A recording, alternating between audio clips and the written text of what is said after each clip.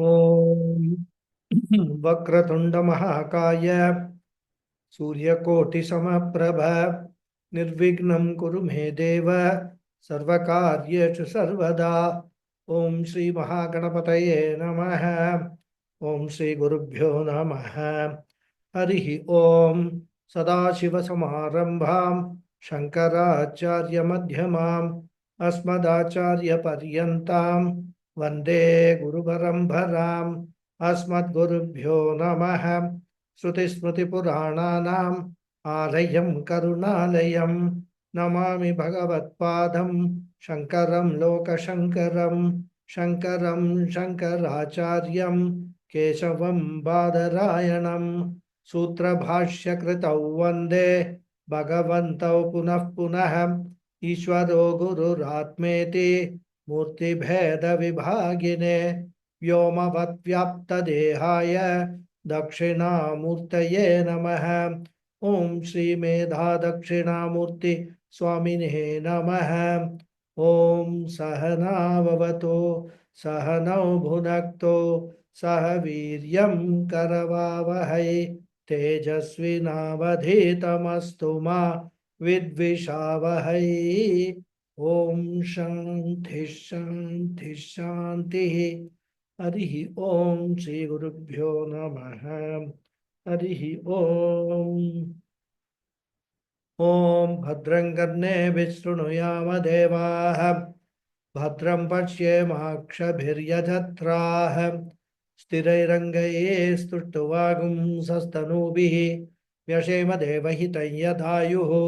स्वस्ति न इन्द्रो वृद्धश्रवाः स्वस्ति नः पूषा विश्ववेदाः स्वस्ति नस्तार्क्ष्यो अरिष्ठनेमिः स्वस्ति नो बृहस्पतिर्दधातु। ॐ शान्ति शान्ति शान्तिः। हरिः ॐ श्री गुरुभ्यो नमः। हरिः ॐ। नमस्ते everyone once again. नमस्ते गुरुजी। नमस्ते गुरुजी। प्रणाम। प्रणाम प्रणाम। नमस्ते गुरुजी। नमस्ते गुरुजी। नमस्ते नमस्ते गुरुजी। नमस्ते।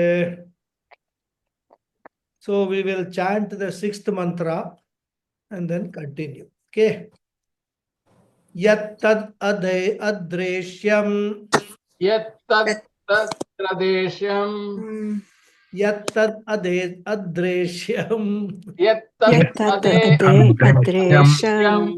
agrahyam अग्राह्यम् agotram अगोत्रम् avarnam अवर्णम् achakshusrotram अचक्षुश्रोत्रम् tadapanipadam तदपानिपादम् nityam vibhum sarvagatam नित्यविभुं सर्वगतम् susukshmam सुसूक्ष्मम् tad avyayam तदव्ययम् yadbhutayonim यद्भूतयोनिम् paripashyanti dhiraah.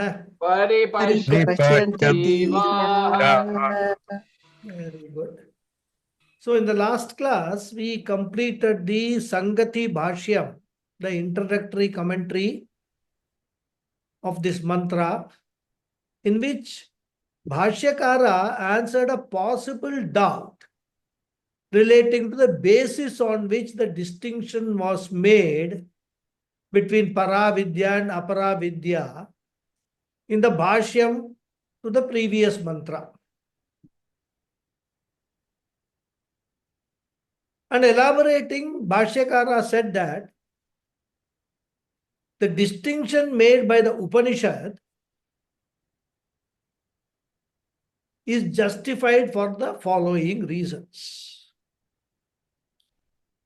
Even though it is considered that the Arthagyanam of the Veda Purva Bhaga, that is meaning of the words of the Veda Purva Bhaga, that is Aparavidya, is required to effectively perform the rituals ordained in the Vedas, And also in the context of Paravidya, gaining of the Arthagyanam of where the Antabhaga is meant, there is a fundamental difference between the two types of Vidyas. Firstly, in the case of Aparavidya, after gaining the Arthagyanam, one has to perform the rituals to get the results. Therefore, the results are not assured till the actual performance of the rituals, strictly as ordained to get the results. So, even after gaining the Arthagyanam, the results are not delivered directly but indirectly. This is the situation with Aparavidya. Whereas in the case of Paravidya, it gives results directly in the form of moksha. And therefore, only Paravidya can be considered as moksha sadhana. Gaining Arthagyanam and abiding in that knowledge itself gives the result. There is no need to do anything more. So this is the first reason why the distinction between Aparavidya and Paravidya is made. Secondly, the results of Aparavidya are limited. They are perishable. And that covers only 3 of the 4 Purusharthas. Whereas Paravidya delivers the result in the form of moksha, which is the 4th Purushartha and which is limitless and imperishable. And therefore, there is a huge difference between Aparavidya and Paravidya, and the distinction made by the Upanishad is justifiable. This is what for a possible doubt which could be raised by a Purva Pakshi, that in both cases, in the case of Aparavidya and also Paravidya, Arthagyanam is required, meaning of the words is required to be learned, then why are you making the distinction? So Bhashyakara brings out the further areas, further aspects, because of which the distinction is justified. And therefore, since the subject matter of Paravidya is unique, the Acharya Angiras, through this Upanishad, is specifying the Akshara Tattva, the imperishable, along with its distinctive features in this mantra, starting with Yat Tad Adreshyam, etc. And as I was mentioning in the last class, this is a very important mantra. If you take all the Upanishads together, this one mantra is a very important. Of course, there are other mantras in the other Upanishads. And the importance of this mantra can be judged by the fact that this mantra is discussed in the Brahma Sutra also. And Brahma Sutra is the Supreme Court as far as Advaita Vedanta is concerned. And in this mantra, Akshara Brahma is presented. It says, Yat Tad Adreshyam. Tad means that. Yat means which.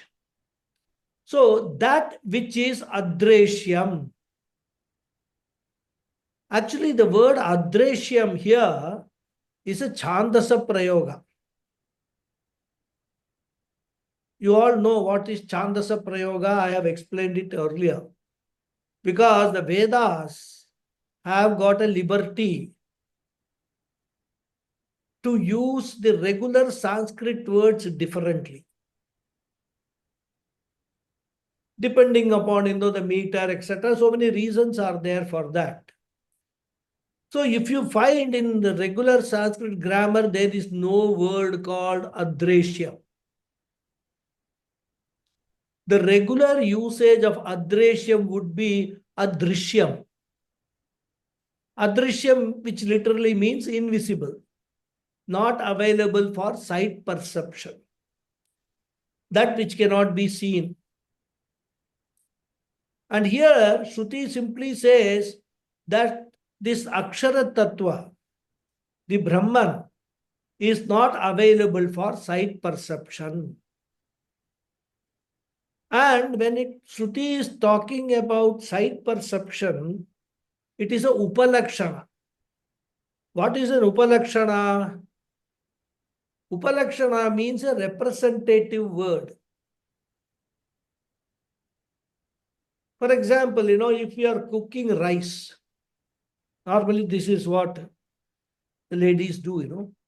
They are cooking. Olden days, of course, these days cooker is there, so you don't do this. Olden days, they used to cook the rice, boil it in a pot. And whether the rice is cooked or not, what they will do, they will take one grain of rice and test it, whether it is cooked. So with one grain of rice, they find it cooked. That grain of rice is representative of all the rice in that pot, all rice grains in that pot. So that one grain of rice, you can call it upalakshana. So here we have to, when the Upanishad says adreshyam or adrishyam, we have to extend it to all other forms of perception. And therefore, finally, adreshyam will mean imperceptible, not accessible to any of the 5 organs of perception. It means you cannot see Brahman, you cannot hear Brahman, you cannot hear about Brahman. You can hear about Brahman, but you cannot hear Brahman. So here, Brahman is ashravyam, not available for hearing. And suppose you are sitting in meditation and some sound comes. Then you should not think, oh, I got Brahmananda. The sound from Brahman has come. I am successful in my meditation. That kind of misconception should not be there. Why? Because Shruti has already declared it is adreshyam, ashravyam, it cannot be heard. Brahman cannot be heard. So it is not available for any of the 5 sense organs. Then Shruti says agrahyam. Agrahyam literally means not available for grasping. Grasping means here holding. Suppose I take this phone in my hand. This is called grahanam. The phone is called grahyam. So grahyam, the phone, I am doing grahanam of that phone. So grahya means that which can be grasped. And here, grasping is not just understanding wise grasping, like grasping the subject matter. Have you grasped what I am teaching? That is not the meaning. Here, grasping means catching, holding. So, Brahman is not available for hastendriyam, the organ of hand, the organ of grasping, holding things. One of the 5 karmendriyas, organs of action. So, Brahman cannot be held. You cannot catch Brahman. And since it is said here, Brahman is not available for hastendriyam, we should similarly extend it to all other organs of action. And therefore, agrahyam will finally mean not available for any of the 5 organs of action. That will be the final meaning of agrahyam. So it is not available, adreshyam or adrishyam, not available for perception for any of the 5 organs of knowledge, sense organs, and not available for being, I should say, the subject matter of any of the 5 organs of action. So none of your 5 organs of sense organs and 5 organs of action cannot, have Brahman as the subject matter.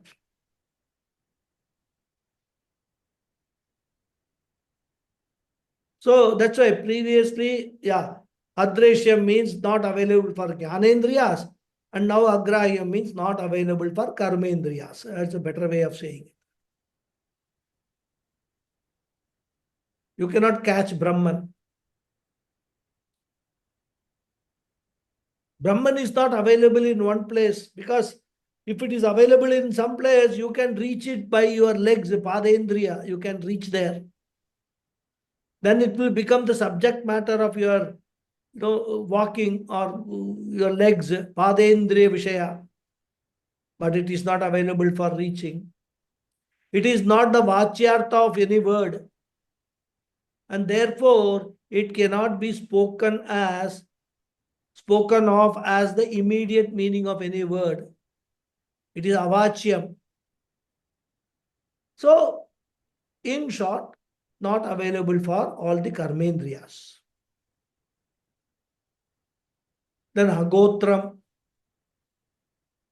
We discussed about gotra in the previous mantra.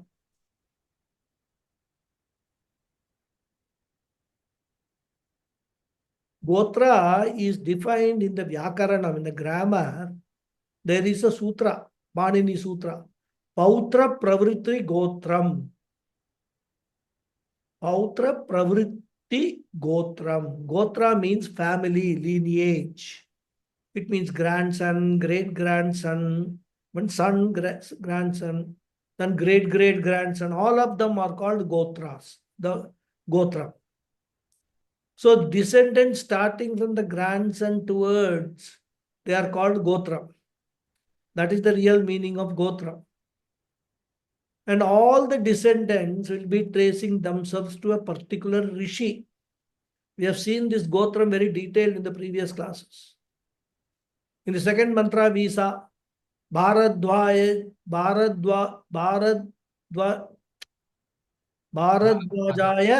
Satyavahaya. That's what we saw. Yeah. There, Bhashyakara explained Bharadwajaya as Bharadwaja Gotraya. So all descendants of Bharadwaja Rishi, will be called Bharadwaja Gotraya or Bharadwaja. So the lineage of descendants will be known by the name Bharadwaja. And Bharadwaja Rishi will be called Mula Purusha. And here, when it is said Agotram, it means that Aksharat Tattvam does not belong to any lineage, which is having some moolam, some root, some initiator. So Brahman doesn't have any Gotram. Means Brahman doesn't have any moolam, any root. Brahman doesn't have any karanam, a cause. So agotram. Then avarnam. One simple meaning of varna is color. So you can say Brahman is colorless. In fact, there is a Shruti Vakya, Yat Shukram Tad Brahma, Shukram Tad Amritam. So Shukram has a meaning of white. And therefore, one could think that Brahman is white. But Brahman is not white. Brahman is not black also. Brahman is not red. And therefore, if you are sitting in meditation and you see some light, some people have this, they call it vision, we call it hallucination. Some blue light and all, they will see. We should not imagine, oh, I have realized Brahman, I have seen Brahman. Brahman color is this. We should not think. So when it is said avarnam, it means Brahman is free from any other color. Now the word varna in Sanskrit has got another meaning. That is attributes. So we can even take that meaning, extend the meaning of avarnam to that also, not restricting it to color. Brahman does not have any attribute of being big and small, big or small, fat or lean, tall or short, etc. So Brahman is free from color, Brahman is free from attributes, means Brahman is nirgunam. Then it is said Achakshu Srotram. Achakshu Srotram can be taken in two ways. One is Brahman does not have eyes and ears. Chakshu means sight faculty. Srotram means hearing faculty. So Brahman is not the object of eyes and Brahman is not the sight faculty itself. So Achakshu Srotra means Brahman is not having eyes and ears. Means Brahman is not a drashta nor a shrota. And Brahman is neither a drishyam or shravyam. Brahman is not even a drashta or shrota. So Brahman does not have chakshu shrotram. So you can say Brahman is blind and Brahman is deaf also. That's a figurative way of saying. Idea is Brahman is free from all organs. Therefore, Brahman is not limited to being any one shrota, drashta, jigrata, pashyan, srinman, jigran, etc. And therefore, Achakshu Shrotram is dismissing the status of Brahman being a Shrota or a Drashta. In fact, Brahman is the very content of Shrota and Drashta. Then it says, Tat Apanipadam.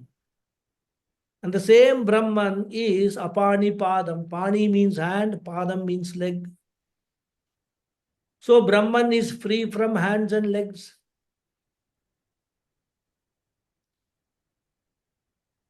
People have this expression, so there is nothing in our hands like that, they say, Then they talk about free will.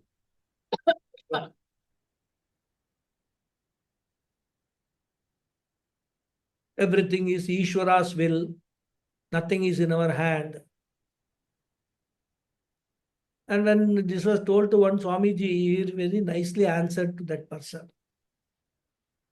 He says, first of all, you think you have a hand.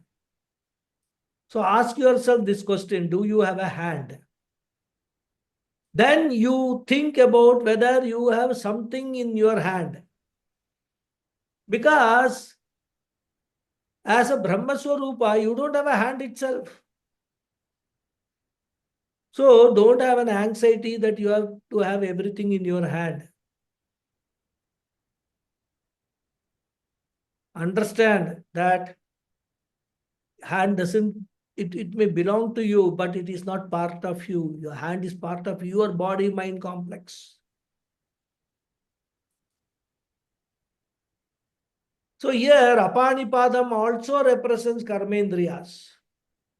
We have already seen. So both the places there, the Karmendriyas, it was to do with the function of the hand. Here it is talking about the Karmendriya itself. So that means what? Brahman is not a karta nor a bhokta. That meaning we can extend it to Achakshu Shrotra. Then it is said Brahman is Nityam, timeless, free from limitation of time. There was no time when Brahman was not there. Right now, Brahman is there everywhere, all pervading. Because it has been said that Brahman is invisible, not available for grasping, has no parentage, is colorless, does not have eyes, ears, hands, or legs. When such a description is there could be a question whether Brahman really exists. Is there anything called Brahman? And that type of misconception may come. So we may end up in Shunyavada of the Buddhism. Because Buddhism's, their argument is, your very Upanishad says nothing is there. When nothing is there, that means what? Zero. Isn't it? Shunyavada. And therefore, to emphasize that Brahman is very much there, very much existent, it is said Nityam. Nityam means what? Ever existing. So we must not think that just because Brahman does not have all these parts, Brahman does not exist. Brahman exists. He is partless, formless consciousness. Existence, consciousness, and limitless. Satyam, Jnanam, Anantam, Brahma. That is what is Brahman is. You must understand. That is what the Shruti is wanting to convey. Then it says Vibhum. Vibhum means which is becoming manifold. That which is manifesting in the form of many living beings and non-living beings. Vividham bhavati vibhum. That which becomes manifold. Here we must understand, becoming manifold is not transforming into many. It is not that, there was this one unit of rice flour, or you can even call batter, right? And with that, with some of them you made idli, one dosa, uttapam, etc. with that batter. So in the end, the batter is finished. So here the batter got transformed into dosa, idli, etc. But here, Brahman transformation, becoming manifold, is not like that. Here, Vividham Bhavati means because of Maya, it appears manifold. So remaining one, remaining as it is, it appears manifold. That is Vibhum. It is not non-existent. Very much there. In fact, that alone is there. And that is appearing in the form, manifesting in the form of many things. That is Vibhum. So, these two descriptions, Nityam and Vibhum, will help us to negate that particular misconception that Brahman does not exist.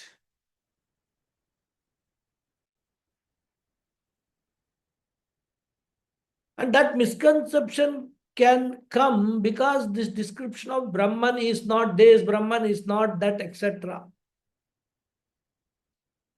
And such a thing can be applicable even to Shashashringa. What is Shashashringa, you will ask? Shashashringa means a rabbit's horn. This is actually an example given in the Shastra. Non-existent things can also be described in the same manner as Brahman. Adreshyam, Agrahyam, Agrotram, Avarnam, etc. Rabbit's horn cannot be seen. Rabbit's horn cannot be caught hold of. It cannot be grasped. Rabbit's horn does not have any gotra. And we cannot describe the color of a rabbit's horn. So all descriptions of Akshara Brahman fits well for rabbit's horn also. But we all know rabbit does not have a horn. Rabbit's horn is non-existent. Even for appearance sake, it does not have a horn, does not exist. Even when a magician pulls out a rabbit from his hat, even that rabbit does not have a horn.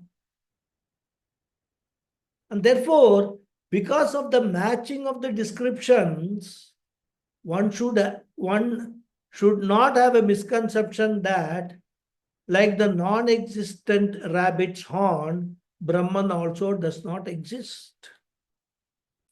Because Shruti foresees, when you say all these things, Adreshyam, Agrahyam, Avarnam, etc., immediately the human intellect will think such a thing does not exist. And therefore, Shruti gives this example of rabbit's horn. And because of that, these two, Vibhum and Nityam, will help us to negate that particular misconception. Brahman is very much there.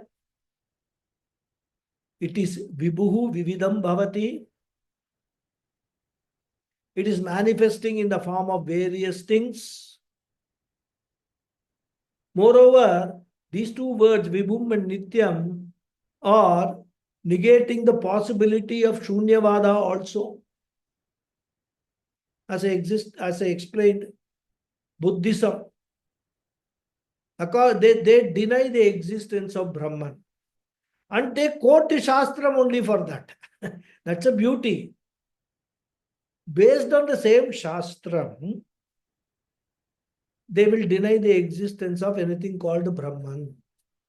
And their argument ends, because then you ask them question, they will not be able to answer. How does the creation come? Comes on its own. How can anything come on its own? He said, that is what it is. That's all. There is no Jagat Karanam, according to them. Anyhow, that is, we'll not go into that Buddhism and all that. So, the Shunyavada of Buddhism is also dismissed by these two words, Vibhum and Nityam. And then he says Sarvagatam is all pervasive. Generally, this adjective or description, Sarvagatam, is attributed to space, Akasha. Akasha is all pervasive.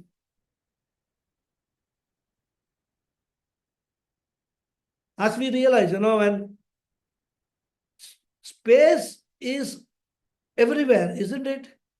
Everything exists in space. Like a book, like a table, this laptop, everything is pervaded by space. So all things are there in space. And the space is pervading all of them. And therefore we call space all pervasive. Why only these examples? Even planets, distant stars, everything. Space is just, limitless. We keep on seeing space goes on growing. And therefore, we call space all pervasive. But here, we must understand, the all pervasiveness of Brahman is not like that. All pervasiveness of Brahman means here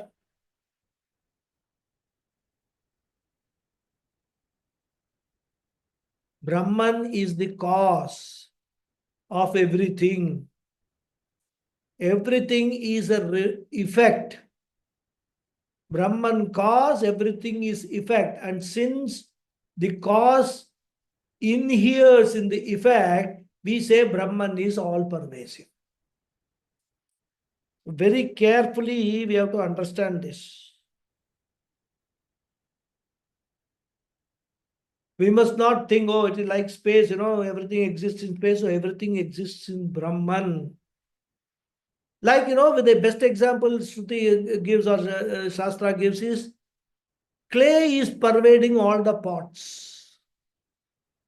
Just as water is pervading all the waves.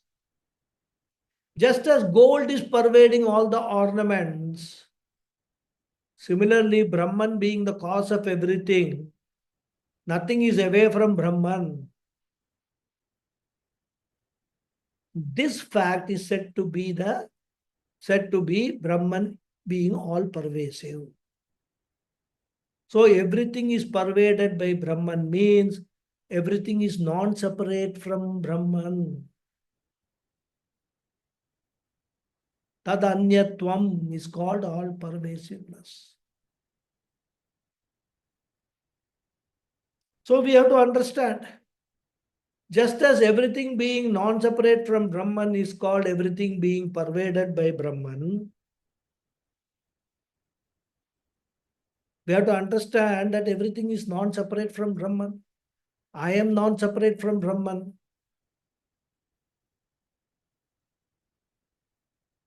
Isn't it?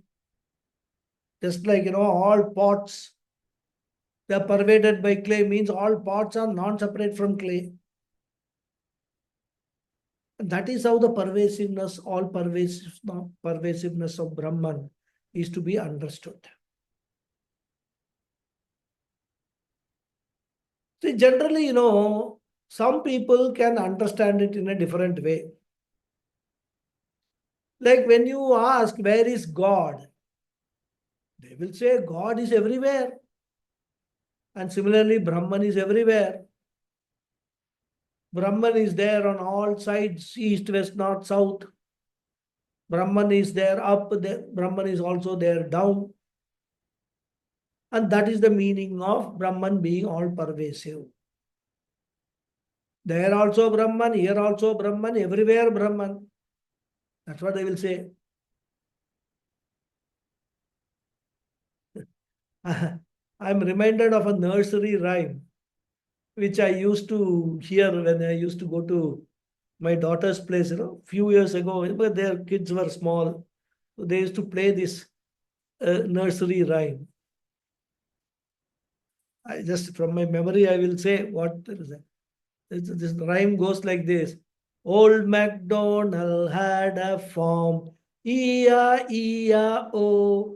And on that farm he had a duck, E-I-E-I-O. With a quack, quack here and a quack, quack there. Here a quack, there a quack, everywhere a quack, quack. Old MacDonald had a farm, E-I-E-I-O. So, similarly we can say, Brahman is all pervasive means Brahman is everywhere. Here a Brahman, there a Brahman, everywhere a Brahman, Brahman.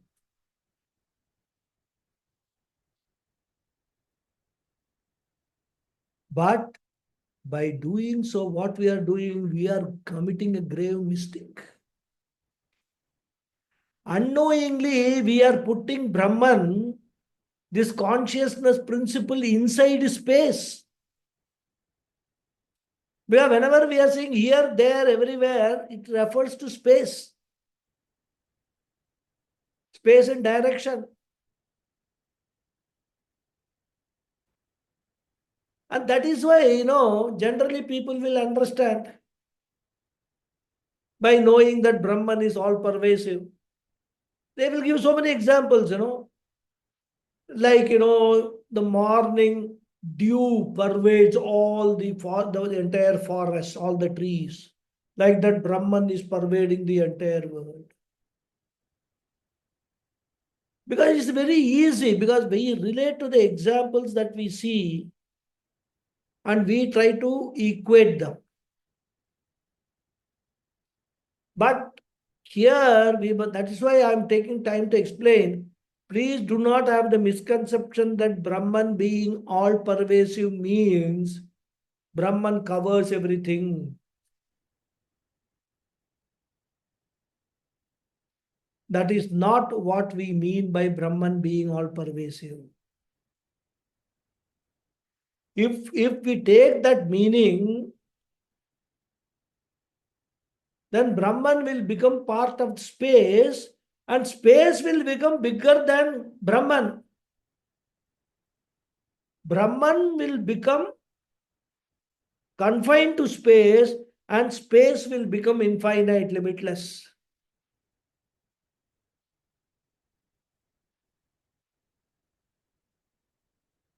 But actually speaking, it is other way around.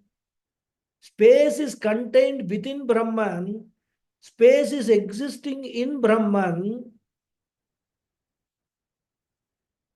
And existing in Brahman means space does not have existence apart from Brahman. And that is called space being pervaded by Brahman. It's a very, very important Vedanta, Advaita Vedanta Siddhanta, which all of us should understand very clearly.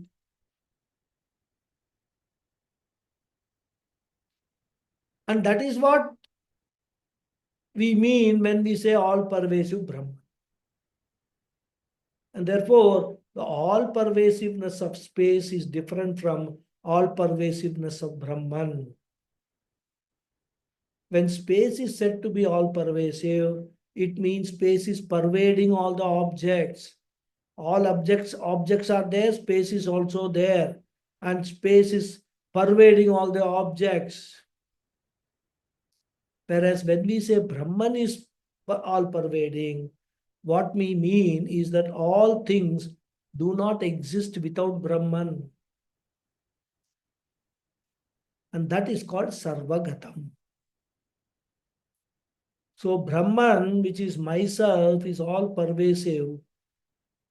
Finally, we will come to that meaning, which means nothing exists apart from me because Aham Brahmasmi.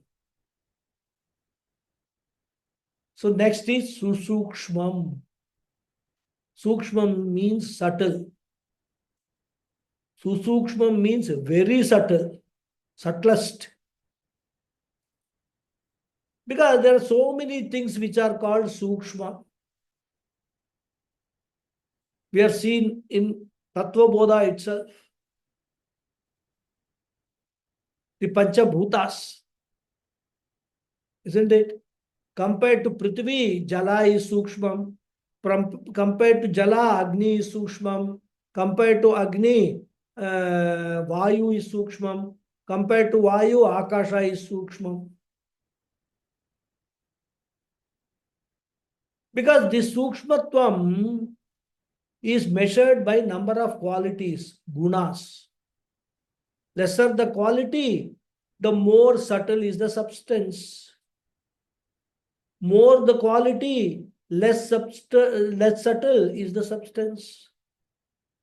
So as we have seen, Prithvi has got 5 gunas, Shabda, Sparsha, Rupa, Rasa and Gandha. Therefore, among all 5 elements, Prithvi is the grossest. Then compared to Prithvi, Jala is Sukshma. Why? One less quality.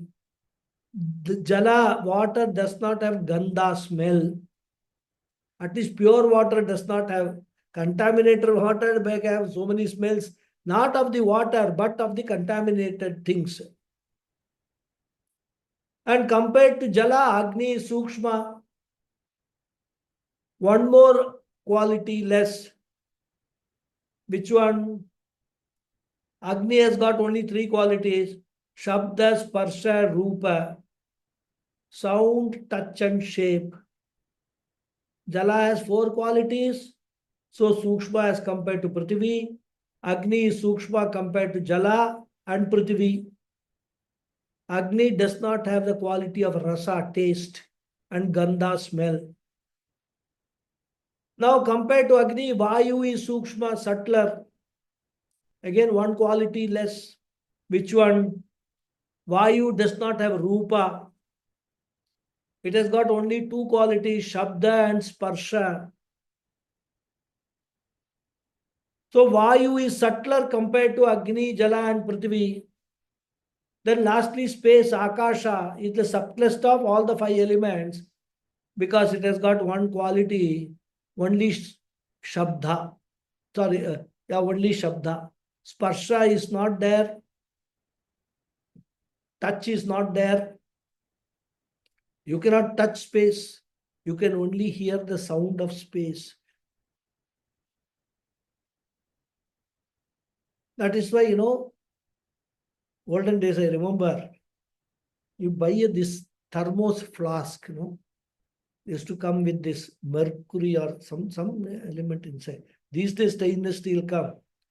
So what people used to do, whether there is any breakage or not, anything, they will put the flask, in the ear to hear some sound, or soundlessness, the sound of soundlessness. That means that there is not broken sound, vacuum flask, So the vacuum is maintained.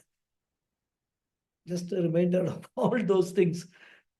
If you, today's generation, you tell all that, they will wonder what is all these things. And therefore, as the qualities go down, number of qualities go down, the element becomes subtler, subtler, and subtler. And Brahman is Sukshma even compared to Akasha. Why? Because Brahman does not even have that one quality. Brahman has no quality. Nirguna Brahman. Brahman is Gunatita, beyond all qualities. So Brahman, the cause of all elements, is the subtlest. Now don't ask what, compared to Brahman, what is more subtler? Nothing is there. If there is something, it will have to be -1. And there is no -1. So Brahman is the subtlest, the most subtle. Therefore, Susukshma, free from all attributes. Then Tad Avyayam. Tad Avyayam are two words, Tad and Avyayam. That Brahman is Avyayam. That Brahman, which is Adreshyam, Agrahyam, etc., that alone is Avyayam.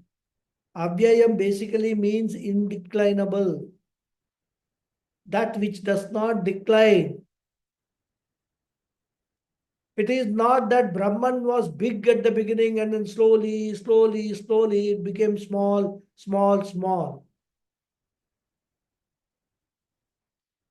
Like, the sun and the stars.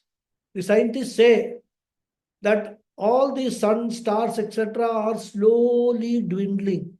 They are getting reduced. And after some time, which could be a few million or billion years, we don't know, there will be no sun. Or the sun which we have will not be there. It will become zero. Or like, many, they say, they go into a black hole or something like that. It may become a dwarf star. Then it will be absorbed by some black hole. Some such thing may happen. Of course, one thing is sure. Luckily, none of us will be there in our present anatma form when that happens. All of us would have got moksha by that time. So we need not worry about that prospective, that prospect. Of course, we will not cease to exist. We will very much be there because whatever is that, dwarf sun or black hole or whatever it is, we will be providing the existence to that black hole, that sun, as Brahman himself. As Brahman, we will be the karta, we will be the karanam for that black hole. We will be ever existent. We will never ever vanish. Even during pralaya, we will be existence as Brahman. Once you have got moksha, once you have understood what moksha is and abide in that knowledge, just see, permanently you are existent. In fact, you are lending existence to every other thing in this entire universe. You will be the cause of every creation. Creation after creation, you will be the cause. So the sun is also getting reduced, but Brahman does not get reduced. Even if the sun becomes zero, Brahman will still be there because Brahman is avyayam, indeclinable. So the size of Brahman will never change. It manifests as many, but without getting reduced in any measure. After making all the idli, dosa, vada, if you look at that batter, it will remain the same only. Magic. Like magic. And then he says, the Shastra says, Bhuta yonim. Yat Bhuta yonim. That which is Bhuta yonim. So the same thing. Yonim means Karana. The cause. The cause of all bhutas. Now, by the word bhuta, please don't get scared. It doesn't mean ghost. Because in Tamil language, the word bhutam, I don't know, maybe in other, in English also, it is, in Hindi also, it's called bhoot. Other language also, the word bhuta means something which is scary, right? Ghost, right? Bhuta means ghost. But here, bhuta means all elements and elementals. So it is the cause of all elements and elementals, all Panchamahabhutas, and the products of the Panchamahabhutas. It is the Mula Karanam. And it is, since it is the Mula Karanam, everything else is Karyam. And therefore, everything does not exist apart from Brahman. This Aksharam Brahman is Jagat Karanam. So, Yat Bhuta Yonim. Then it says, Tat Paripashyanti Dhiraha. Tat here refers to that Brahman, that Akshara Brahman, Akshara Tattvam. Paripashyanti, Paritaha Pashyanti, seeing completely, seeing Aksharam as it is. And what is seeing as it is? One thing is, it is not limited. Everywhere they are able to appreciate Brahman. When you see anything, when you look at a flask, when you look at a computer, when you look at a cell phone, a shirt, you don't see it as a shirt. You only see it as a name and form of Brahman, as a manifestation of Brahman. So everywhere when you look around, you are able to appreciate the presence of Brahman. And they are also able to appreciate that Brahman as oneself. So by the word pari, two things are indicated. They are appreciating Brahman in the form of everything. They appreciate Brahman as the Karanam of everything. And they are also appreciating Brahman as one's own self. So everywhere paripashyanti, they are seeing Brahman as all pervasive reality and also as oneself. These are the two ideas conveyed by the word pari. So they are seeing Brahman completely. Now you will ask, just now you said Brahman is Adreshya. And you are also saying I am Brahman or you are Brahman. Adreshya means I can't see anything. How do you now say that you Brahman, these people see paripashyanti, seeing everywhere? Is it not a contradiction? So here we have to understand very simply. We have seen that many times. Shruti uses certain words to convey a certain meaning. The meaning here we have to take is the meaning of seeing we have to take is knowing. And that meaning of seeing as knowing is very prevalent. Even if you look at the language which we use, we will be telling something, making some point. And then we'll ask the other person, do you see my point? What does it mean? It means, are you understanding what I am saying? For that we use the word seeing in English language also. There, the word seeing is not literal seeing.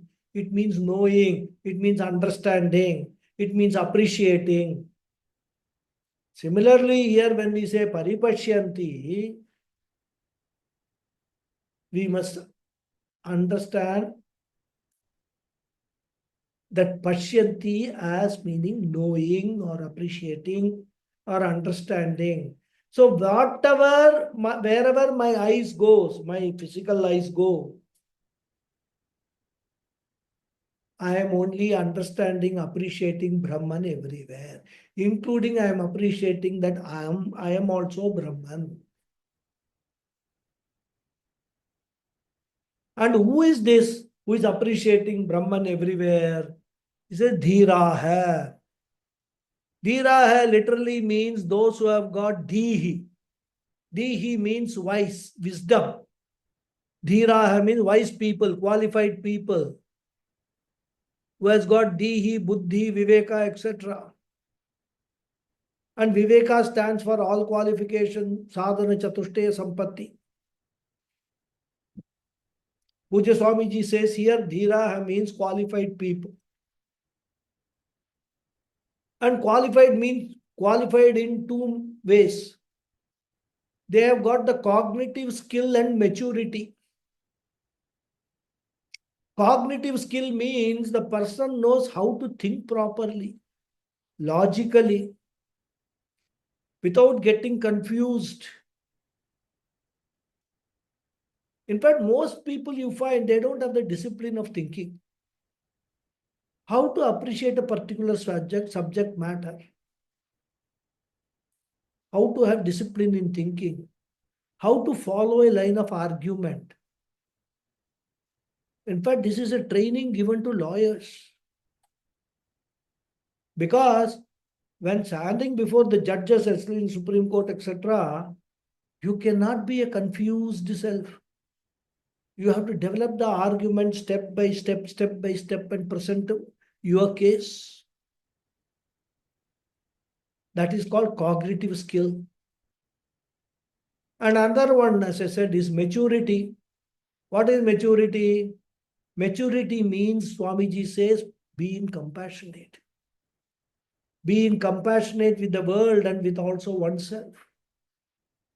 And it would be possible to become compassionate with everyone and myself when there is objectivity. I can be compassionate with others when I am objective about what they are doing. Otherwise, what will happen? There will be a question. Oh, how can he do like this? How can he say like this? He should not have done like this. He must not do it. How many times I have told him? Compassion goes away.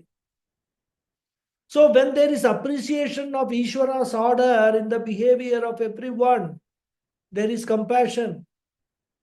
We have compassion for a mentally challenged person who is throwing stones on the streets. When we go, a person, completely dirty person, torn clothes, just picking up some stones or something like that, or talking to himself, shouting to himself, whatever he is doing, we appreciate that that person is mentally challenged. We have compassion.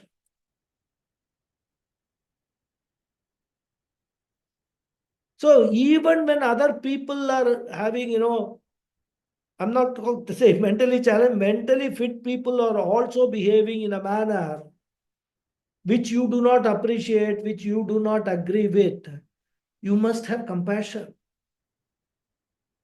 You must see, oh my God, this fellow may not be as sick as the person on the road, but he has got some sickness.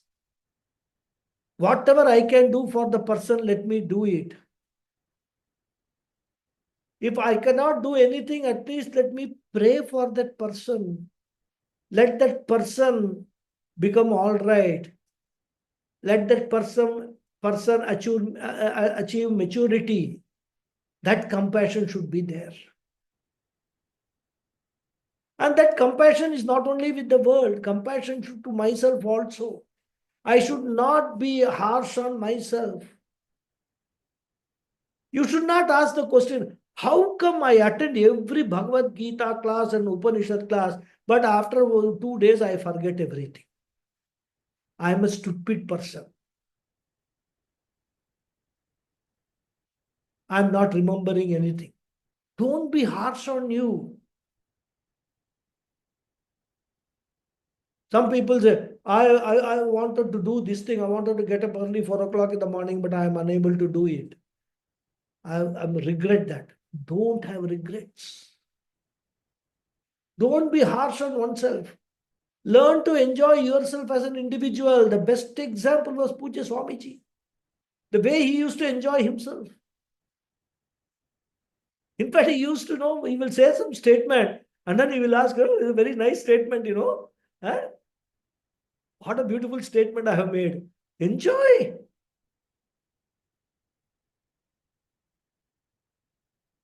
So he sets a good example. Puja Swamiji set a very good example as to enjoy himself.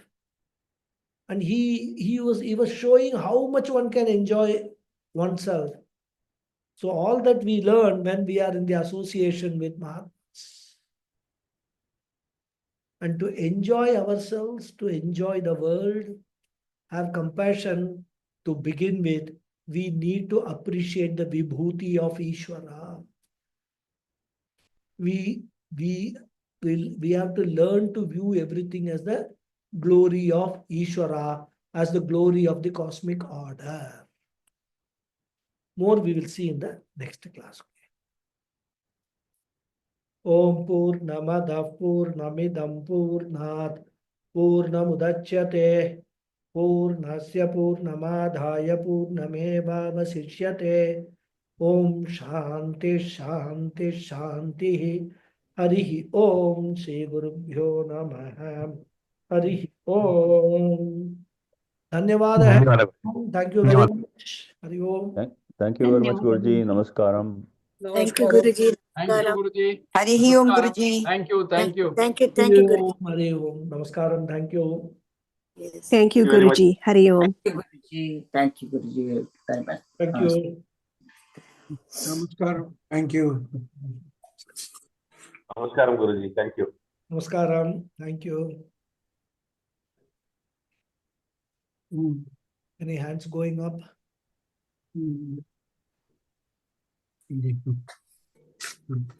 Everybody is contemplating what? Yeah, it is. Today no hands going up. No, I think it needs to sink in today's session. It needs to sink Go in. back and think. Maybe, no, I think we may have questions next class.